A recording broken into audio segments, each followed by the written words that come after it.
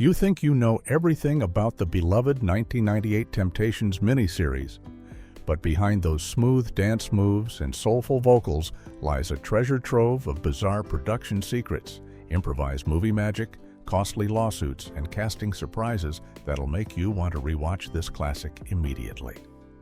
Fact 1. The most iconic line was completely improvised. If you've ever watched the 1998 Temptations miniseries, you know the line. Actor Leon Robinson, playing the legendary lead singer David Ruffin, gets into a heated argument with Otis Williams about who the real star of the group is, and then he delivers what would become one of the most memorable lines in TV movie history. "Ain't nobody coming to see you, Otis." It's the kind of moment that makes you gasp and rewind, perfectly capturing Ruffin's ego and the tension tearing the group apart. Here's the thing, though. That line was never in the script. Leon Robinson came up with it completely on the spot during rehearsals, and it was so perfect that the director kept it in the final film. Robinson has said in interviews that he stayed in character as David Ruffin throughout the entire production, constantly thinking about how Ruffin would act and what he would say in different situations. During one rehearsal scene, the improvised line just came out naturally as he channeled Ruffin's larger-than-life personality and growing resentment toward the group. The line hit so hard that it became the most quoted moment from the entire 4-hour miniseries. Robinson has mentioned that he can't go 48 hours without someone asking him to say the line, and even the real Otis Williams, the last surviving original member of the Temptations, still hears people repeat it to him decades later. What makes this even more remarkable is that this unscripted moment of movie magic perfectly captured the real conflict that existed within the group during the 1960s, when David Ruffin's fame started going to his head, and he genuinely believed the audiences were coming to see him specifically, rather than the Temptations as a whole. Fact 2. Leon demanded everyone call him David. Method acting can be intense, but Leon Robinson took it to a whole new level while filming the Temptations miniseries in 1998. Robinson didn't just play David Ruffin on camera. He essentially became David Ruffin for the entire production period, refusing to break character even when the cameras stopped rolling. In interviews years later, Robinson explained that when he takes on a role portraying someone who actually lived and walked the earth, he believes you have to go to great lengths to bring their spirit to life authentically. This commitment was so extreme that he required everyone around him, including his then-girlfriend and the mother of his child, to call him David instead of Leon during the filming period. Director Alan Arkush later recalled with a laugh that Leon never took off his sunglasses during production, staying fully immersed in Ruffin's iconic look and attitude at all times. Robinson has admitted that this approach didn't exactly make him popular with his fellow cast members, saying he doesn't think his co-stars particularly cared for him during filming. The other actors found themselves dealing with someone who was constantly playing the egotistical, difficult David Ruffin both on set and off, which created real tension that actually mirrored the dynamics within the actual Temptations group during the 1960s. Arkush described Robinson as having a strong personality and being an instigator, which perfectly served the role since that's exactly what David Ruffin was like in real life. Some of the genuine friction between Robinson and the other actors ended up translating into authentic on-screen chemistry that captured the real conflicts the group experienced, making the miniseries feel more realistic, even though it made the production experience more challenging for everyone involved. Fact 3. Detroit was actually Pittsburgh. When you watch the Temptations miniseries, you're seeing the story of a legendary Detroit group rising through the ranks of Motown Records, with scenes set in Motor City and Los Angeles spanning several decades. But here's something most viewers never realized. Not a single frame of this miniseries was actually filmed in Detroit or Los Angeles. The entire production was shot on location in Pittsburgh, Pennsylvania during the spring of 1998.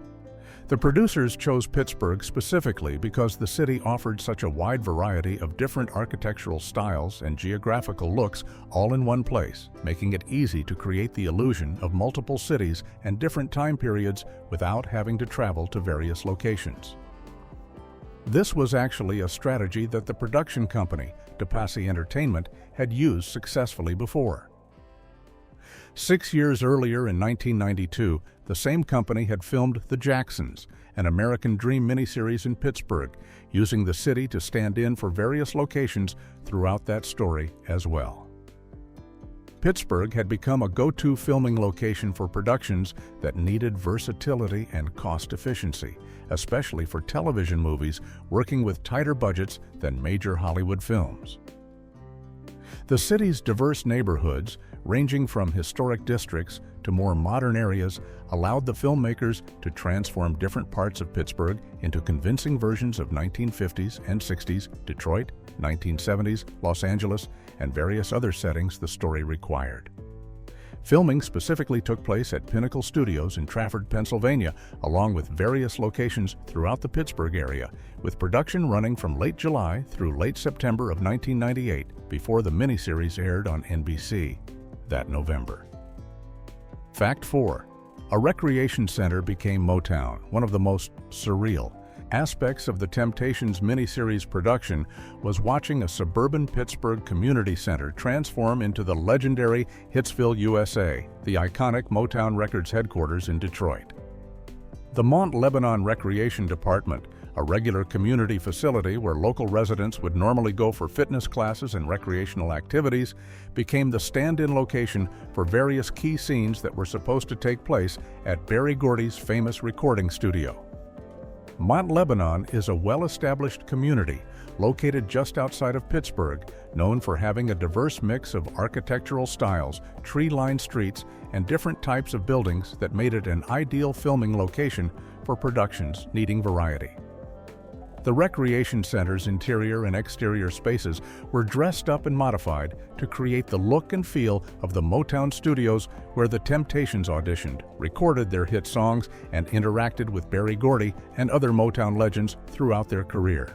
This wasn't the only Pittsburgh location used for filming, but it was certainly one of the most unexpected choices, considering how much the real Motown headquarters in Detroit holds such sacred significance in music history. The filmmakers took advantage of Pittsburgh's geography and architecture specifically because the city offered so many different looks within a relatively small area, which meant the production crew could move between locations quickly without losing valuable filming time or budget. Mont Lebanon had already established itself as a popular filming location for various productions during the 1990s, and location managers appreciated how the area could be transformed to represent different cities and time periods with the right set dressing and camera angles. Fact 5. The VHS version censored roughen. If you watched the Temptations miniseries when it originally aired on NBC in November of 1998, you saw a more complete and grittier version of the story than people who bought the VHS tape release. The home video version that came out after the broadcast notably cut several scenes that had aired on television, with one of the most significant deletions being a picnic scene that showed David Ruffin's struggles with drug addiction in an uncomfortable and raw way. In this controversial scene, Ruffin is clearly under the influence of drugs and becomes belligerent during what should have been a pleasant gathering with the other members of the group, showing just how much his addiction was affecting his behavior and relationships with his fellow Temptations. The decision to remove this and other scenes from the VHS release likely came from concerns about the content being too intense for home viewing, or possibly due to legal sensitivities surrounding how David Ruffin was being portrayed, especially since his family had already expressed displeasure with certain aspects of his depiction in the miniseries. When the DVD version was eventually released, some of this deleted content was restored, giving viewers a chance to see a more complete version of the story that the filmmakers originally intended.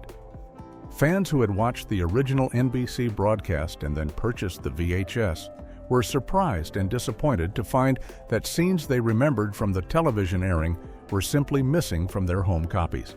and this became a topic of discussion among Temptations fans who debated which version told the more honest story about the group's struggles. Fact 6. Leon wasn't supposed to play. Ruffin.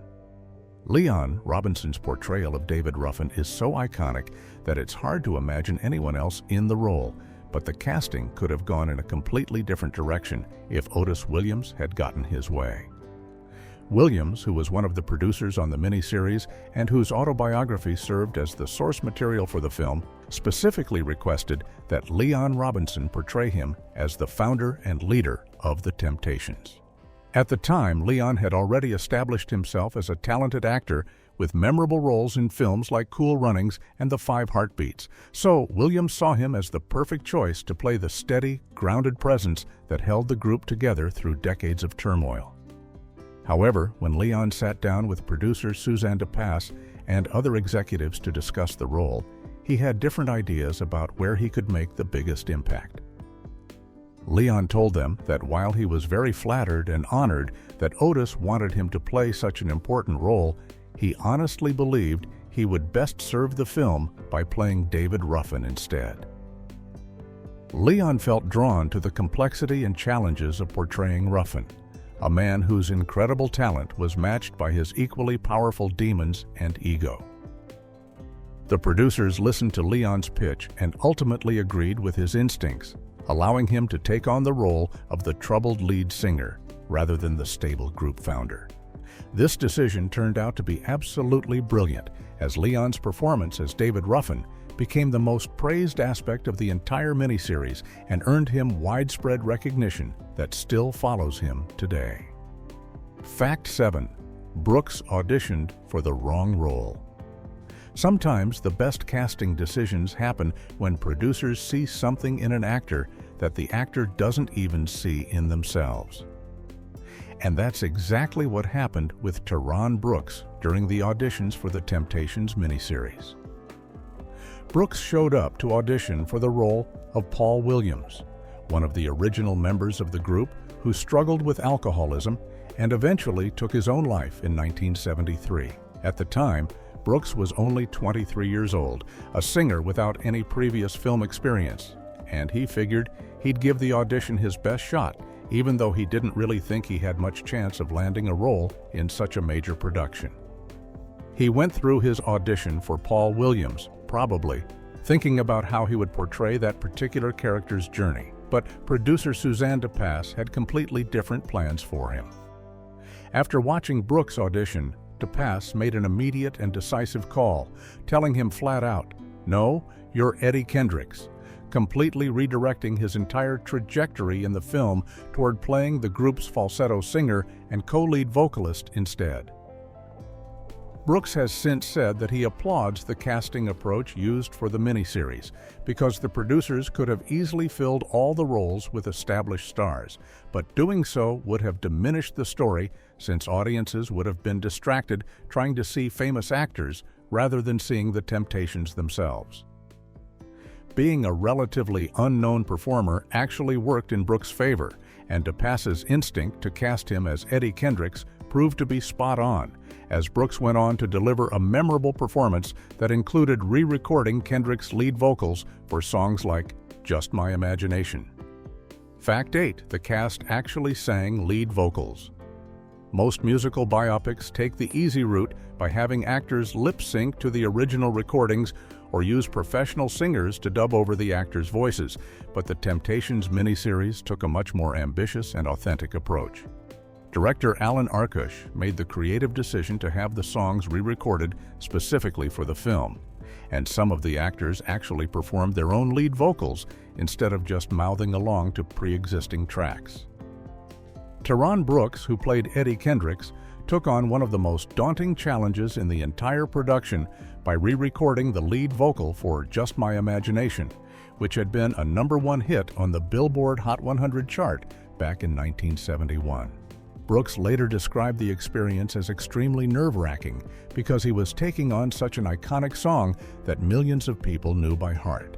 But his performance was so convincing that most people who watched the miniseries thought they were hearing the actual Eddie Kendricks singing. Brooks said that having people mistake his voice for the original singer was one of the biggest compliments he could receive, showing just how well he had captured Kendrick's distinctive falsetto style and vocal delivery.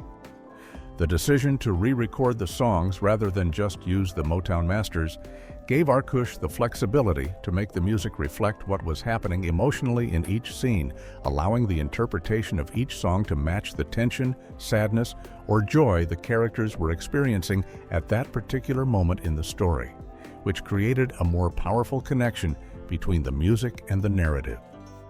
Fact 9. Diana Ross's daughter was secretly in the film. Hidden among the cast of the Temptations miniseries was someone with a direct bloodline connection to the very foundation of Motown Records, though most viewers watching in 1998 probably had no idea.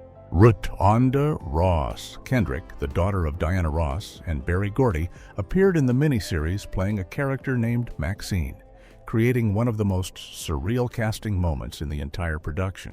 Berry Gordy, of course, was the founder of Motown Records and the man who signed the Temptations and shaped their career, while Diana Ross was one of Motown's biggest stars as the lead singer of the Supremes. Having their actual daughter appear in a dramatization of Motown's history added a strange layer of reality to a film that was already telling the true story of one of the label's most important groups.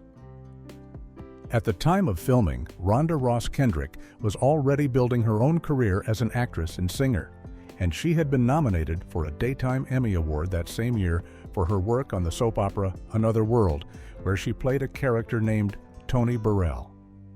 Her appearance in the Temptations miniseries wasn't heavily promoted or made into a big deal during the film's marketing, so many viewers didn't realize they were watching the real-life daughter of two Motown legends appearing in a story about the very record label her father created, and where her mother became a superstar, making it one of those fascinating bits of metacasting that adds an extra dimension to the film when you know the behind-the-scenes connections.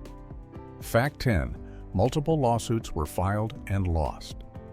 The Temptations miniseries might have been a massive ratings success that drew 45 million viewers, but not everyone was happy with how they or their family members were portrayed on screen.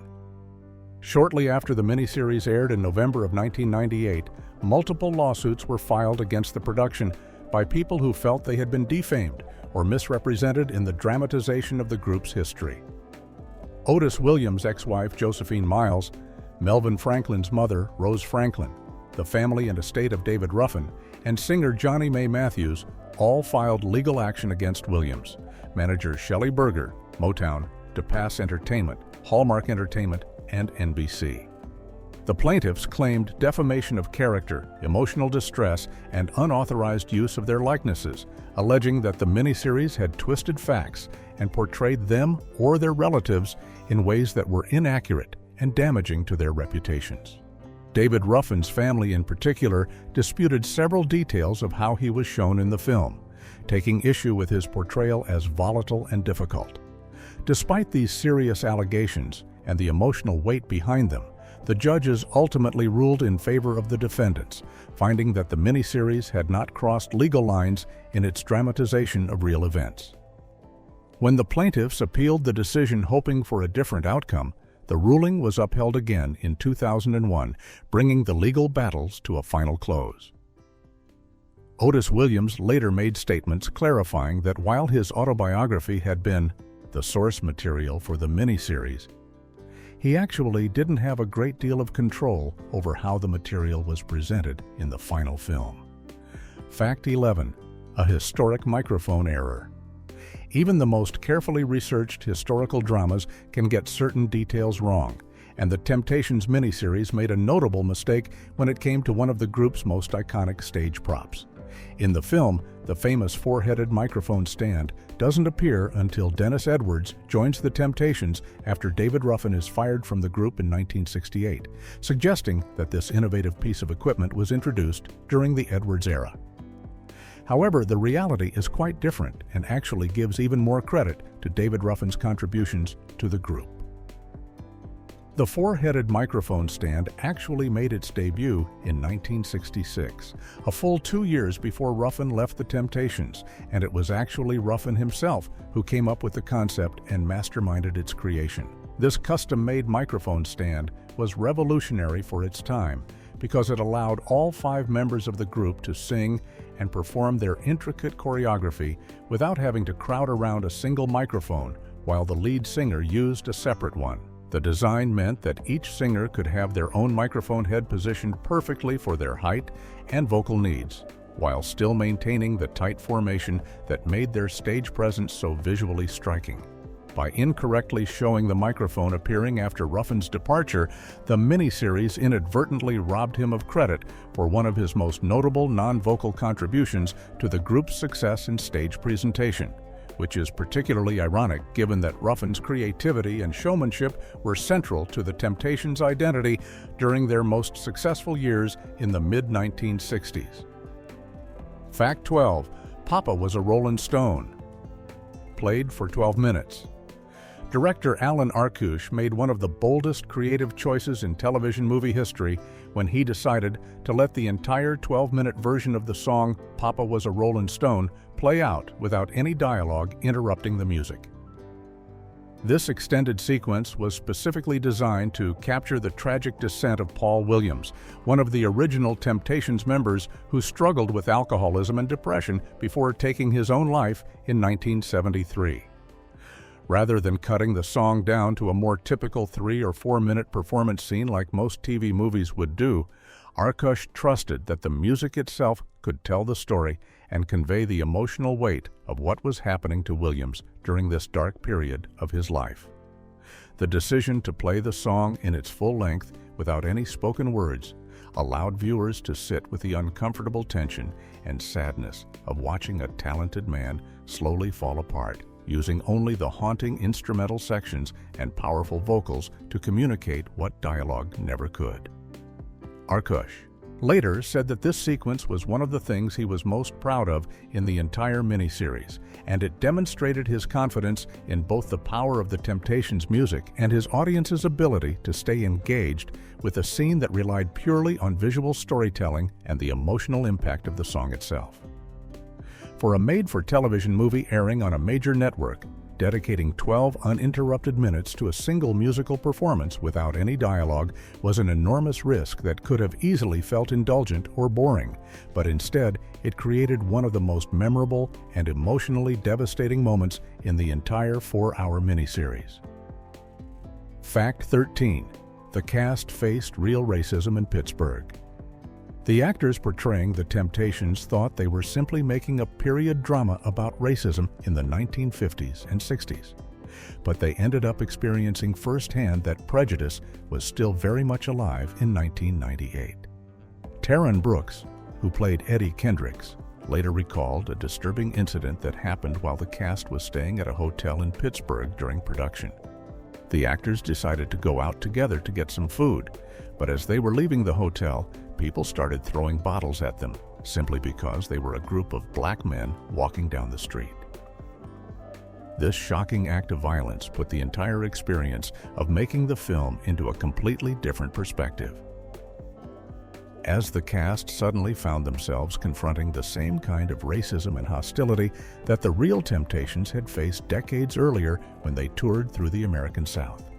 The incident was particularly jarring because it happened in a northern city in the late 1990s, not in the Deep South during the Civil Rights era, proving that the struggles the real Temptations went through weren't just historical footnotes, but ongoing realities. Brooks reflected on how this experience made the scenes they were filming about racial violence feel much more real and immediate, and it reinforced the importance of telling the Temptations' story honestly, including all the painful and difficult moments of discrimination they endured throughout their career. The cast later had to film a scene depicting the real-life moment when the Temptations were shot at while touring in the South during the 1960s, and having experienced their own encounter with hatred made that reenactment feel much more personal and genuine. Fact 14. It drew 45 million viewers, but no Emmy for acting. The Temptations miniseries was an absolute phenomenon when it aired on NBC over 2 nights in November of 1998, drawing a combined total of 45 million viewers across both parts and earning a 15 rating and 23 share for just the first half alone. Those are the kind of numbers that would make any network executive extremely happy. And the critical response was equally strong, with particular praise going to the ensemble cast for their powerful and authentic performances. Despite this massive success and the widespread recognition that the actors had done exceptional work bringing these legendary musicians to life, none of them won Emmy Awards for their performances. The miniseries was nominated for 5 Emmy Awards total and did take home the trophy for Outstanding Directing for a miniseries or a movie, which went to director Alan Arkush in 1999, but the acting categories didn't result in wins for the cast. Leon Robinson, whose portrayal of David Ruffin was widely considered the standout performance of the entire production and earned him tremendous acclaim, didn't win an Emmy for this role, though he would later receive an Emmy nomination in 2000 for playing Little Richard in another NBC biographical film. The lack of Emmy recognition for the actors seemed particularly surprising, given how much audiences and critics praised the performances, with many feeling that Leon especially deserved acknowledgement for creating such a complex and memorable characterization of Ruffin. The miniseries did win awards from other organizations, including NAACP Image Award nominations, but the Emmy acting categories remained elusive despite the show's cultural impact and enduring popularity. Fact 15. Otis had limited control over his own story. You would think that when a miniseries is based on your autobiography and you're listed as one of the producers, you'd have significant control over how your life story gets told on screen, but that wasn't the case for Otis Williams. The Temptations miniseries was adapted from Williams' 1988 autobiography simply titled Temptations, which he co-wrote with Patricia Romanowski, and the book served as the primary source material for the entire 4-hour production. Williams was also credited as a producer alongside his longtime manager, Shelley Berger, and former Motown executive, Suzanne DePass, which would normally suggest he had meaningful input into creative decisions. However, after the miniseries aired and multiple lawsuits were filed by people unhappy with how they or their family members were portrayed, Williams made statements clarifying that while his book was indeed the foundation for the script, he actually didn't have a great deal of control over how the material was ultimately presented in the final film. This explanation seemed to be Williams's way of distancing himself from some of the more controversial aspects of the miniseries, particularly the portrayals of David Ruffin, Melvin Franklin, and other figures whose families took legal action against the production. The revelation that Williams had limited creative control despite being both the source author and a credited producer highlights how complicated the Hollywood production process can be, even when a project is ostensibly telling your own story. His lack of control became particularly relevant during the lawsuits, as it helped explain why certain characterizations and dramatized events might not have aligned with how Williams himself would have chosen to present them.